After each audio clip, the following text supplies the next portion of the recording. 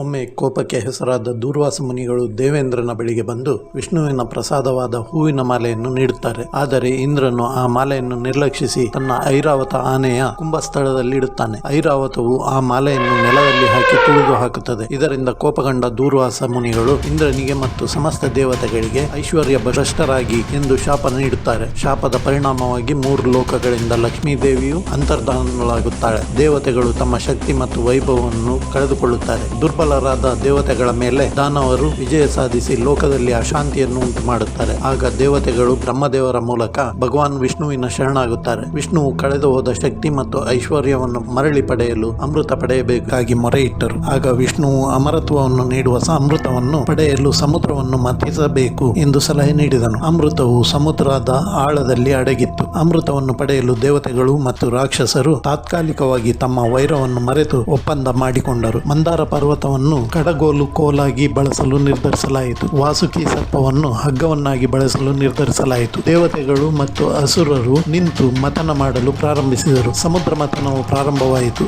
ಆದರೆ ಮಂದಾರ ಪರ್ವತವು ಅತಿ ಭಾರವಾಗಿದ್ದರಿಂದ ಅದನ್ನು ಸಮುದ್ರದ ತಳದ ಮೇಲೆ ಹಾಗೆಯೇ ನಿಲ್ಲಿಸಿ ಕಡಿಯುವುದು ಕಷ್ಟವಾಯಿತು. ಪರ್ವತವು ತನ್ನ ಭಾರದಿಂದ ಸಮುದ್ರದ ಆಳಕ್ಕೆ ಕುಸಿಯಲು ಪ್ರಾರಂಭಿಸಿತು. ಆಗ ಮಂಥನವು ಸ್ಥಗಿತಗೊಂಡಿತು. ದೇವತೆಗಳು ಮತ್ತು ಅಸುರರು ತಕ್ಷಣವೇ ವಿಷ್ಣುವನ್ನು ಪ್ರಾರ್ಥಿಸಿದರು. ಭಕ್ತರ ಮೊರೆಯನ್ನು ಕೇಳಿದ ವಿಷ್ಣುವು ತಕ್ಷಣವೇ ಬೃಹತ್ ಆಮೆಯ ರೂಪವನ್ನು ತಾಳಿದನು. ಕೂರ್ಮ ರೂಪದಲ್ಲಿದ್ದ ವಿಷ್ಣುವು ಸಮುದ್ರದ ಆಳಕ್ಕೆ ಧುಮುಕಿ ತನ್ನ ವಿಶಾಲವಾದ ಮತ್ತು ಗಟ್ಟಿಮುಟ್ಟಾದ ಬೆನ್ನಿನ ಮೇಲೆ ಮುಳುಗುತ್ತಿದ್ದ ಮಂದಾರ ಪರ್ವತವನ್ನು ಹೊತ್ತನು. ಆ ಆಮೆಯ ಬೆನ್ನಿನ ಮೇಲಿದ್ದ ಪರ್ವತವು ಕಡಗೋಲು ಕೋಲಾಗಿ ಸುಲಭವಾಗಿ ತಿರುಗಲು ಸಾಧ್ಯವಾಯಿತು. ಕೂರ್ಮ ರೂಪದಲ್ಲಿ ವಿಷ್ಣುವು ಆಧಾರ ನೀಡಿದ ನಂತರ ಸಮುದ್ರದಿಂದ ಹಲವು ಅದ್ಭುತ ರತ್ನಗಳು ವಸ್ತುಗಳು ಹೊರಬರುತ್ತವೆ. ಕಾಮಧೇನು, ಐರಾವತ, ಕಲ್ಪವೃಕ್ಷ, ಚಂದ್ರ, ಲಕ್ಷ್ಮಿ, ಹಾಲಾಹಲ ವಿಷವೂ ಹೊರಗಡೆ ಬರುತ್ತದೆ. ಆ ವಿಷವನ್ನು ಶಿವನು ಕುಡಿಯುತ್ತಾನೆ. ಸಮುದ್ರದಿಂದ ಧನ್ವಂತರಿ ಅಮೃತ ಕಲಶವನ್ನು ಹಿಡಿದು ಹೊರಬರುತ್ತಾನೆ.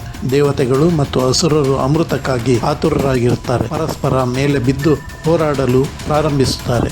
ಅವರ ನಡುವೆ ಅಮೃತಕ್ಕಾಗಿ ಜಗಳ ಶುರುವಾಗುವ ಸಮಯದಲ್ಲಿ ವಿಷ್ಣುವು ಮೋಹಿನಿ ರೂಪವನ್ನು ಧರಿಸಿ ಬರುವ ಸೂಚನೆ ಕಾಣಿಸುತ್ತದೆ. ಈ ರೀತಿ ಕೂರ್ಮಾವತಾರವು ಮಹತ್ತರವಾದ ಕಾರ್ಯಕ್ಕೆ ಅಗತ್ಯವಾದ ಸ್ಥಿರತೆ ಹಾಗೂ ಬೆಂಬಲ ನೀಡಿ ಅಮರತ್ವವನ್ನು ಸುರರು ಹೇಗೆ ಪಡೆದರು, ಅಸುರರು ಏನನ್ನು ಪಡೆದರು, ಮೋಹಿನಿಯ ಕಥೆ ಏನು, ಇದೆಲ್ಲ ಮುಂದಿನ ಭಾಗದಲ್ಲಿ ನೋಡುತ್ತೀರಲ್ಲ.